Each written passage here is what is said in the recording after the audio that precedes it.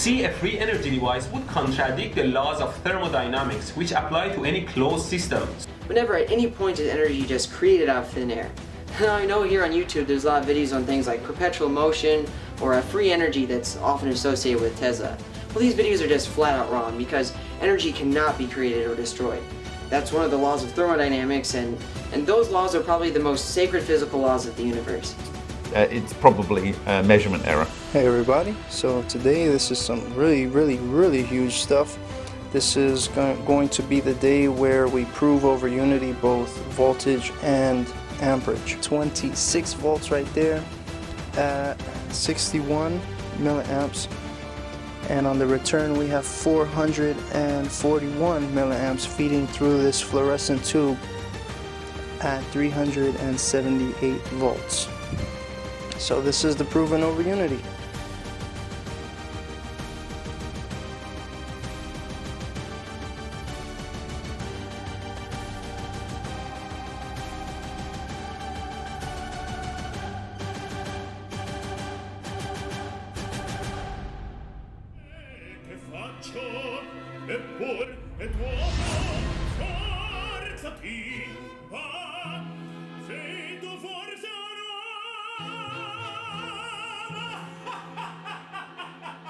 The critics were right. It's probably a measurement error. I thought I had it. I thought I had cracked the code. I was standing on the edge of over-unity. I really thought I had unlocked the secrets of zero-point energy. But it turns out, I didn't. Until I did.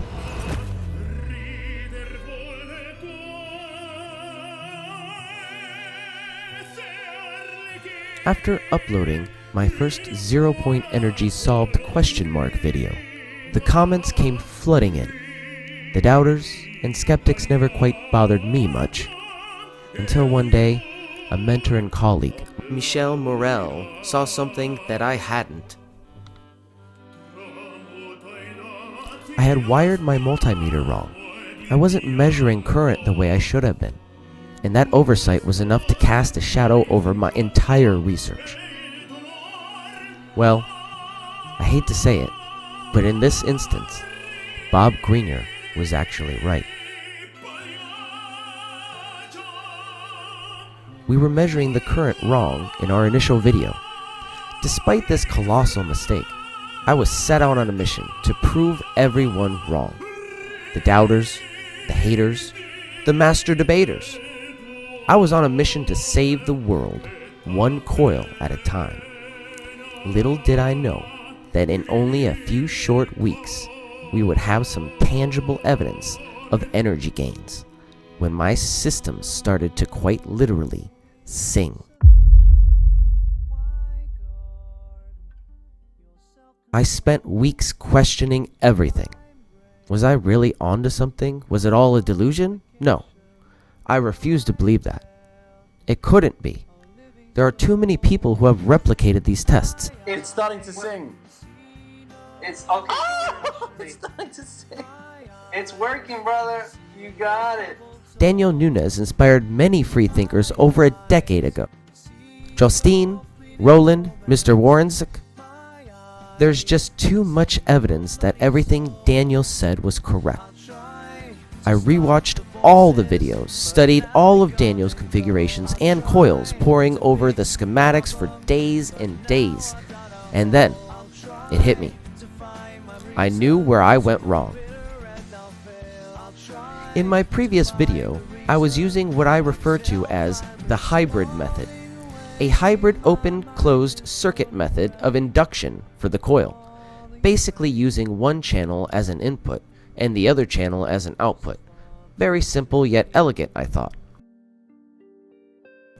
You have to understand, I started this project out of a desire to help the world, but I wasn't an engineer. I had to learn all this stuff, literally teach myself everything about Daniel's work and other researchers who were looking into these coils. In other words, I was not qualified for the job, but I was determined to succeed, nonetheless.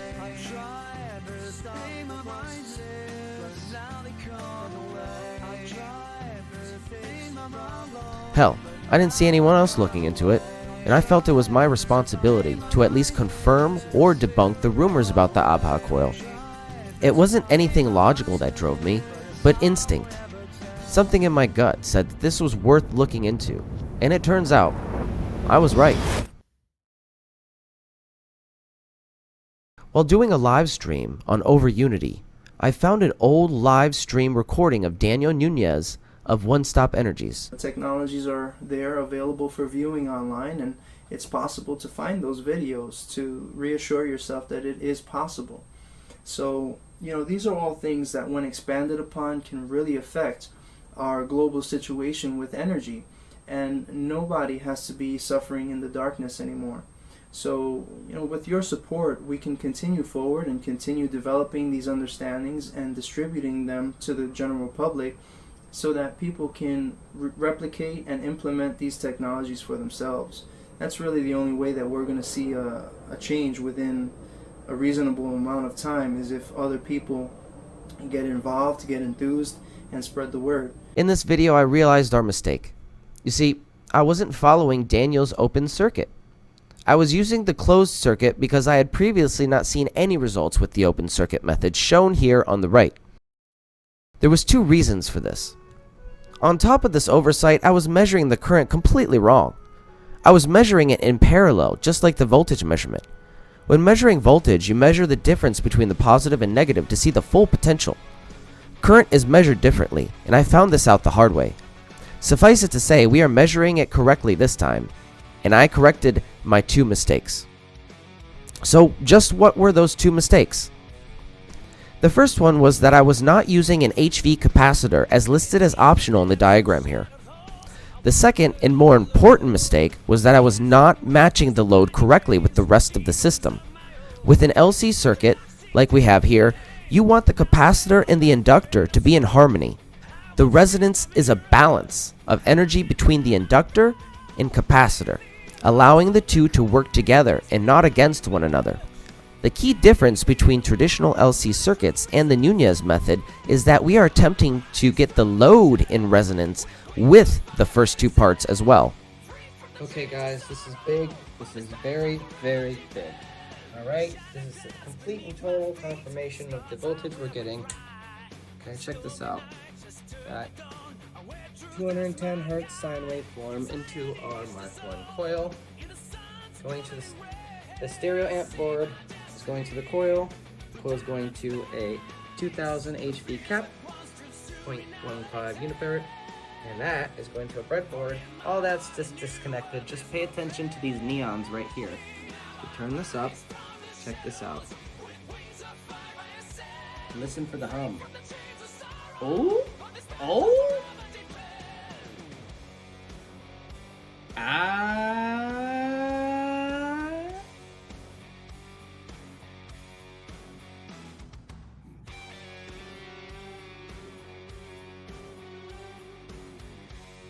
There was a moment when I almost gave up. After months of testing, refining, and pushing the limits of what I thought possible, I found myself staring at failure. My 0-point energy solved ? Video was riddled with mistakes, miscalculations, and faulty assumptions. But buried within there was something real, something worth pursuing. Yet, doubt crept in. Was I just chasing a ghost? Then everything changed. I had founded the Fringe think tank, a group of relentless minds each determined to crack the code of free energy. Amazing YouTube scientists like Nathan from Old Man Builds joined forces, bringing new insights, fresh perspectives, and unshakable resolve. But the real turning point came when Michelle found my video. And I saw that, and I loved what I was seeing, and I loved the geometry of the coil, and I could see the similarities with the Rodin coil. And I think the one, I think it was actually the PoE coil or the slash Hubbard coil that you were showing in your guide. And yeah, and it wasn't so long ago, really. It was are we talking a few months ago or something? I got into it. So that's really a delight to have you here for all the missing pieces of the puzzle, honestly. Well, Ben, I mean, you got me motivated into looking into this because, you know, if I never came across your guide, I wouldn't be here actually today, just showing you my progress. So it's credits to you again, Ben, because you've been motivating a lot of people looking into that stuff, and interestingly enough, we're still making discoveries. Like even this little 432 PoE coil is super efficient for a 3-watt light. Michel Morel saw past the errors and recognized the core of what I was trying to achieve. He reached out not to criticize, but to collaborate. That moment marked the beginning of a partnership that would redefine everything. Michel Morel took the concept further, developing a modified Joule Thief circuit, a breakthrough that allowed us to effortlessly tune our coils into resonance. From that, I adapted and evolved the system into what it is today, the Lightning Thief. More than just a device, it became the key to unlocking something bigger, a practical, affordable, off-the-grid energy solution. The results have been staggering. This is energy recycling. 15.5 hours of continuous power compared to just 2.5 hours off of a standard inverter. While this traditional inverter already maxes out at 88.5% efficiency, we're breaking every limit with my Vortex coil system. This standard DC to AC inverter will only run for 2.5 hours on 12.2 watt hours of energy, but my system provides energy for a whopping 15.5 hours off of the same 12.2 watt hours. That's over 6 times more efficient. Not only that, the system will keep powering my lights well past 12 volts on the battery. This isn't just an upgrade, it's a new industrial revolution. While my traditional inverter, which is operating at 88.5% efficiency, can only power my 40-watt panel at 6.5% brightness for only 3.5 hours, my system uses the same 12.2 watt hours and keeps the lights running for over 15 hours and beyond. While the inverter only stops at 12 volts, my system keeps going, pulling energy from somewhere we can't still fully quantify. And yet, this is only the beginning. I set out to create something that anyone could access. No patents, no corporate interference, just open source technology for people. Now, I'm working on making coil kits available so that even those without the means to build can experiment, innovate, and take this even further. This isn't just a redemption story. This is the start of a new industrial revolution. I call it energy recycling, and we're just getting started. So how does energy recycling actually work? It starts with something called negative electricity. What is negative electricity, you ask? Negative electricity, sometimes called back EMF or cold electricity, is the current generated by a collapsing electromagnetic field created by the coil when it's pulsing. Every time that coil field collapses, it generates electricity that most electrical engineers will ground out and regard as background noise that is unwanted. Back EMF can be destructive and unpredictable when you don't have your system in resonance. This is because Lenz's law states that any collapsing electromagnetic field will generate current that opposes the current which created it. Meaning, in the conductor that makes the coil, we have a ton of extra energy from the vacuum ready to be collected. So how do we collect this back EMF? Well, right now, the two waves are creating destructive interference. What we need is constructive interference. By forcing the energy in both directions, when in resonance, you create a standing wave of energy. This makes two counter-rotating electromagnetic fields that are condensed and compressed on top of each other in such a way that establishes a 0 point on the equatorial plane between them. By fine-tuning the frequency of the AC signal going into the coil, we can use that back EMF and, analogous to a surfer, ride that original wave all the way back to the source instead of fighting against the current. By creating this constructive interference between the back EMF and the hot energy, we can theoretically obtain efficiencies beyond a COP of 1, without breaking any known laws of physics. Remember, by closing yourself off to this back EMF, you're making a closed system. The system I have here is an open system. That means the lightning thief is not ignoring the reaction from the vacuum. It is taking advantage of it. To nature, this field collapse represents instability, and the universe always strives for balance. In this way, it is not free energy. It is a mutual exchange from the vacuum. We can more accurately label this type of method of back EMF capture as energy recycling. As noted by many respectable scientists, such as Lieutenant Colonel Tom Bearden, by creating an instability in your system, nature pushes back and tries to stabilize it by giving you more to work with. It really is just that stupidly simple. Imagine pushing someone on a swing. But then he breaks it down. He says you can tap into this energy without breaking any known laws of physics by using something called back EMF capture. Whoa, back EMF capture? Sounds like some serious sci-fi tech. Dude, listen to this. He explains that when a coil collapses using a pulsed signal, the energy that would normally just get wasted, like just dissipate as heat, can actually be recycled. He says nature gives you back energy to stabilize the system, which makes sense if you think about how nature works. Like everything in nature is always trying to find balance, right? So equilibrium, is that like how water always levels out or something? I'm trying to remember what Ms. Murphy said to me in 6th grade science all those years ago. What was that? Oh yeah, Elon, stop eating that glue and pay attention. Man, if only I had listened, I'd probably be the one inventing energy recycling instead of just talking about it. Exactly. So he's saying that by intentionally destabilizing the system, collapsing the field, you actually get energy back as a kind of natural response. And here's where it gets wild. He compares it to pushing a swing. If you push at the right moment, you don't need to use a lot of energy and the swing gains momentum. But instead of a swing, he's using resonance to harness that extra energy without it becoming destructive. He says most traditional systems are like a surfer fighting against the current, while his method is like riding the wave to shore. Dude, that's crazy. So he's basically saying the energy is already there. I just suck at using it efficiently? That's what it sounds like. He's basically saying the way we harness energy now is like trying to swim against the tide. And if we used resonance instead, we'd be tapping into energy that's already there, just waiting to be used. For those of you who doubted me, I can assure you, this time I made sure every wire, every setting, and every measurement was correct. I wasn't going to let doubt win. I refused to let the big name YouTubers who ignored me prove me wrong.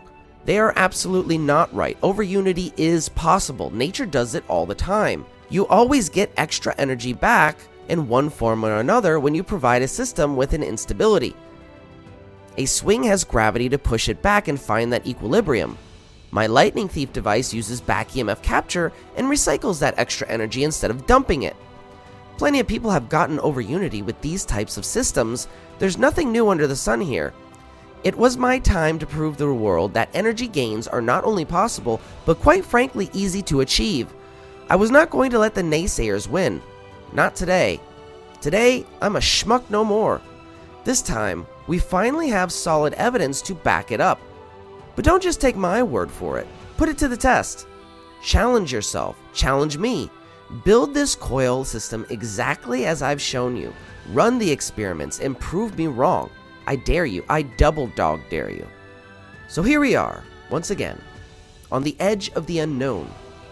This time, though, we are finally on track to actually presenting these energy solutions to a world that desperately needs them. Practical and easy solutions to real energy issues. Do-it-yourself energy recycling. The next industrial revolution. This is the energy of the future, and you are powering it. Imagine a world where energy is infinite, where the power to fuel our lives doesn't come from burning the past, but from harnessing the future. This is the breakthrough that changes everything.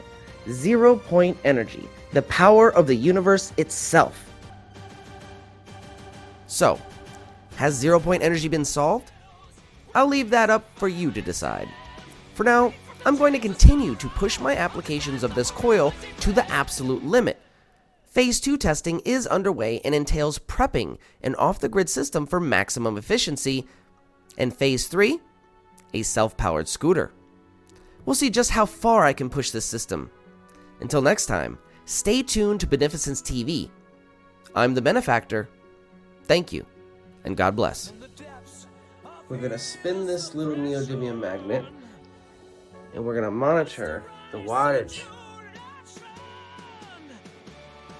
We're going to turn it up. Check this out. We're going to turn it on. I'm turning it up. Look at the watt consumption. 24 watts. Okay. Now watch this. We're going to put the neodymium magnet in there, spin it up, increase the frequency.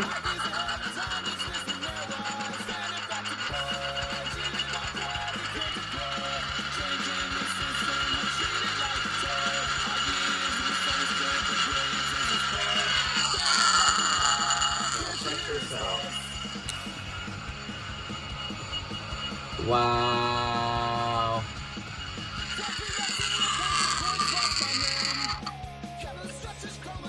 And it goes back up, 24. We saved 10 watts of power by spinning this thing. Holy crap. If this content inspires you, and you want to help support this channel in spreading revolutionary ideas, consider joining my Patreon or YouTube memberships for exclusive content and behind-the-scenes access. Your support keeps this mission alive. Have you heard about this Benefactor guy? This dude is talking about free energy, but here's the twist. He says it's not free energy. He's calling it energy recycling, which first off is kind of genius, right? Because when you say free energy, people immediately throw you in the crazy bin. But energy recycling, that sounds like some next level Tesla shit. Yeah, man, it's all about the branding. But what is it that he's actually doing? All right, check this out. He posted this. Free energy isn't actually free. This is a misnomer. It's actually a mutual exchange from the vacuum, a field of energy from which everything arises, the same energy that powers an atom. Like what? Bro, that's some deep shit.